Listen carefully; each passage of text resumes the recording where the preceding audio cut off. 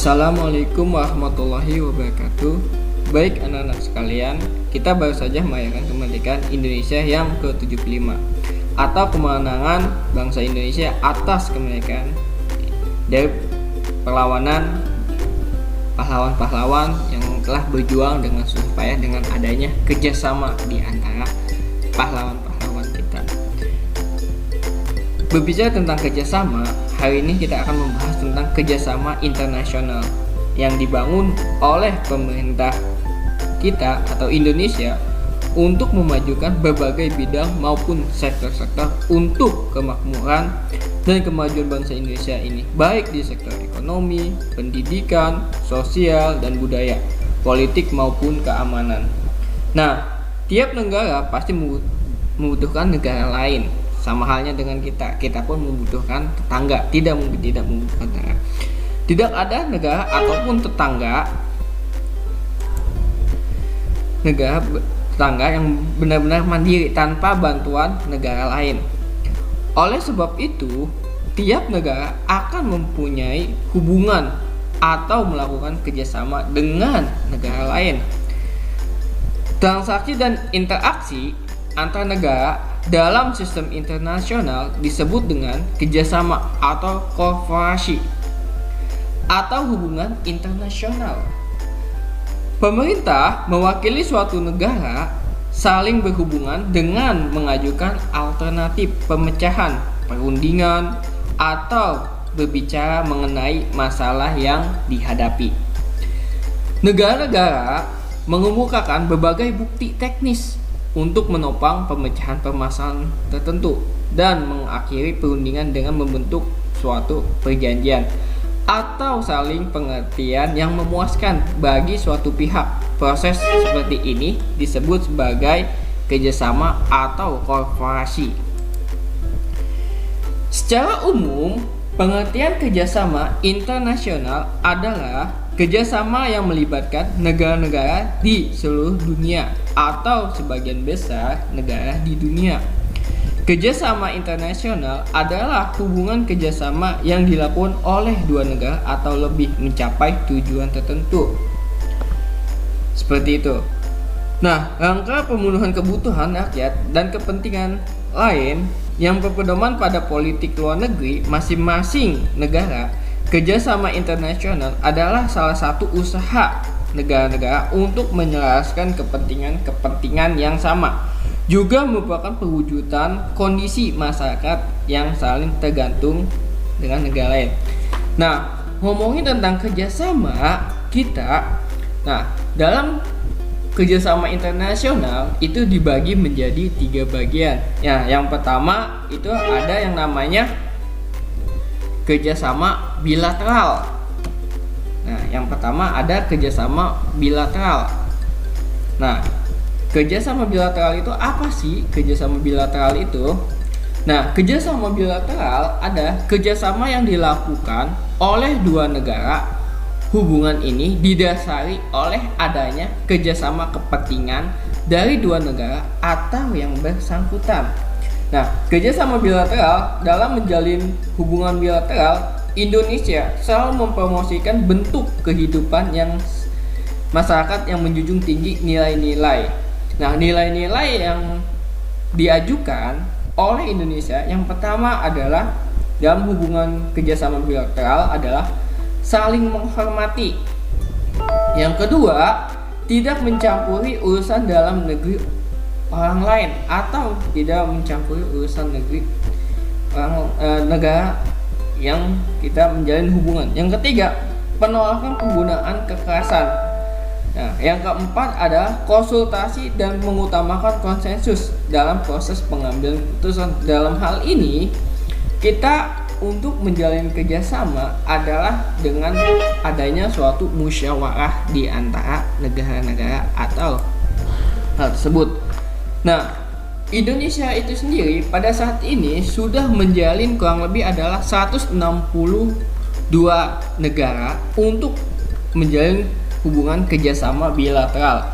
Nah, negara-negara itu antara lain di 8 kawasan meliputi Afrika Timur, Afrika Tengah, Asia Timur dan Pasifik, Asia Selatan dan Tengah, Amerika Utara, Amerika Tengah, Amerika Selatan, Karibia, Eropa Barat, dan Eropa Tengah dan Timur. Nah, bentuk dari kerjasama di sini, kerjasama bilateral ada di bidang ekonomi, ya kan? Dalam bidang ekonomi ini contohnya seperti apa sih? Kegiatan ekspor dan impor melalui dua negara. Misalkan Indonesia mengekspor barang-barang mentah ke Singapura seperti tambang, besi, aluminium, dan lain-lain. Nah, sedangkan Singapura mengimpor ke Indonesia barang-barang industri seperti mobil, motor, dan lain-lainnya. Nah, seperti itu. Nah, yang kedua adalah di bidang pendidikan.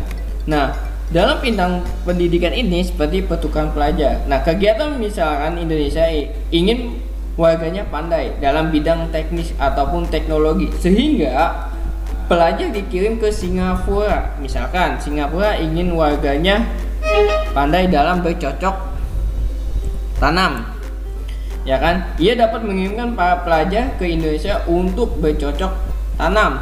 Nah, terus yang ketiga ada keamanan dan ketahanan. Nah, dalam keamanan ini saling menjaga perbatas. Contohnya, ya kan, misalkan hubungan Indonesia dengan Malaysia untuk menjaga pertahanan dan keamanan, mereka bekerja sama, ya kan, secara geografis sangat dekat, terutama berada di Kalimantan, saling menjaga TNI Malaysia dan juga TNI Indonesia menjaga keamanan. Nah, yang terakhir itu misalkan ada juga kegiatan budaya, ya kan, misalkan Indonesia ingin memberikan pertunjukan ke negara Malaysia, pertunjukan wayang. Malaysia memberikan pertunjukan ke Indonesia tentang keunggulan dan keunikan dari setiap budaya yang ada di setiap negara tersebut. Jadi ada pertukaran budaya dan sebagainya seperti itu. Nah, itu bentuk contoh kerjasama dari bilateral. Nah, yang kedua itu ada kerjasama regional. Apa sih kerjasama regional? Nah, kerjasama regional adalah kerjasama yang dilakukan di dalam kawasan. Dalam hal ini adalah kawasan Asia Tenggara. Nah, contohnya misalkan ada ASEAN seperti itu. Nah, ada ASEAN seperti itu. Nah, ASEAN atau Association of Southeast Asian. Nah, kerjasama ekonomi antar negara ini dilakukan di kawasan Asia Tenggara yang berdiri pada 8 Agustus 1967 sampai dengan sekarang. Nah, kerjasama ini tetap berjalan dengan baik. Atau kerjasama dengan negara-negara lain, atau bukan di kawasan Asia Tenggara regionalnya. Contohnya seperti di APEC atau Asia Pacific Economic Cooperation. Nah, kerjasama ekonomi ini Indonesia sudah menjalin antara 21 kawasan di Asia Pasifik yang dimulai berdirinya pada tahun 1985. Nah, atau yang berikutnya ada juga ARF atau ASEAN Regional Forum. Adalah forum yang dibentuk ASEAN pada 1994 sebagai wahana untuk dialog dan konsultasi mengenai hal-hal terkait politik dan keamanan di kawasan, membahas dan menyamakan pandangan untuk memperkecil ancaman terhadap stabilitas dan keamanan kawasan di Asia, seperti itu. Baik, yang berikutnya adalah tentang kerjasama multilateral atau kerjasama internasional yang terakhir. Nah, kerjasama multilateral itu apa sih? Nah, kerjasama multilateral adalah kerjasama yang dilakukan oleh lebih dari dua negara. Lebih dari dua negara itu bisa 3, 4, 5 sampai dengan seterusnya, tergantung dari kerjasama yang dilakukan oleh beberapa negara yang dilakukan. Nah, dalam kerjasama multilateral di sini contohnya yang pertama ada misalkan Indonesia kerjasama dengan United National. Nah, United National.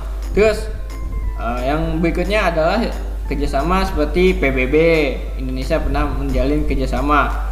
Berikutnya misalkan dengan WTO atau World Trade Organization. Nah, World Organization ini atau WTO ini adalah organisasi perdagangan dunia yang bertujuan untuk memajukan perdagangan internasional dengan membatasi peraturan yang menghambat kelancaran pertukaran barang-barang internasional dan juga meningkatkan volume perdagangan dunia dengan cara meliberalisasikan perdagangan internasional itu sendiri. Nah, berikutnya dalam kerjasama multilateral tersebut ada juga contohnya seperti ILO. Nah, ILO atau International Labour Organization. Nah, adalah bentuk organisasi buruh sedunia dengan tujuan menciptakan perdamaian melalui keadilan sosial, ya kan?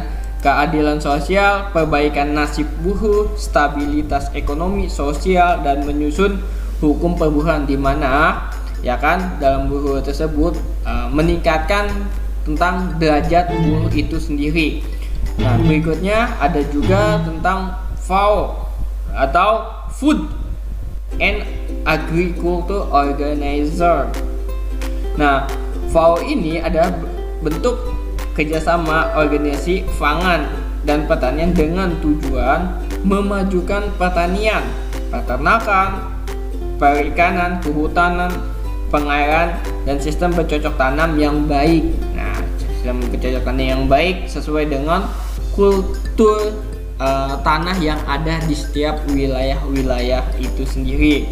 Nah, terus terakhir adalah dalam kerjasama multilateral ada AFTA, atau ASEAN Free Trade Area. Nah, dalam hal ini organisasi perdagangan bebas ASEAN dengan maksud mengantisipasi dalam mengatasi era perdagangan bebas dunia. Nah, mengatasi perdagangan bebas dunia ini bagaimana untuk menahan laju perdagangan bebas dunia. Apabila suatu negara di kawasan Asia itu belum siap untuk melakukan perdagangan bebas, maka negara itu akan hancur. Nah, AFTA inilah yang nanti akan mengcover tentang bagaimana, ya kan, strategi dan sebagainya. Baik, itu saja materi saya. Nah, sebelum saya akhiri, ada tugas untuk kalian. Tugasnya adalah silakan kalian cari contoh kerjasama baik itu bilateral, multilateral maupun regional dalam bidang politik, sosial, budaya, ekonomi maupun teknologi. Masing-masing 5 contoh bentuk kerjasama. Nah, yang barusan saya jelasin adalah bentuk-bentuk kerjasamanya. Nah, kalian silakan cari contoh-contoh dari kerjasama itu sendiri. Baik ya anak-anakku sekalian, sekian dari saya. Wassalamualaikum warahmatullahi wabarakatuh.